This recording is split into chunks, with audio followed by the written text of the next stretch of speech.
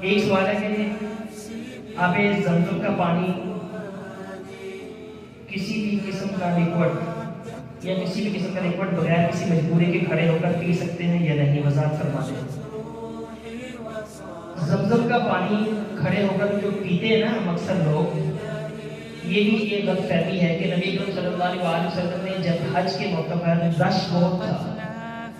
رش بہت تھا، کیچڑ تھا، تو آپ صلی اللہ علیہ وسلم نے کھڑے ہو کر پانی پی لیا تھا۔ اس کا یہ مطلب نہیں کہ زمزم کا پانی جب بھی آپ کے ہاتھ میں ہے آپ بیٹھے ہو اور کھڑے ہو کر آپ پانی پینا شروع کر دیں۔ جو بھی لیکوڈ چیز ہے، چاہے زمزم ہو یا عام پانی ہو، اس کو بیٹھ کر ہی پینا چاہیے۔ زمزم کو خاص طور پر کھڑے ہو پینا یہ عمل درست نہیں ہے۔ اور کوئی بھی پانی ہو، چاہے وہ زمزم ہو یا دوسرا عام پانی ہو، اس کو کھڑے ہو کر پینا بھی جائز ہے۔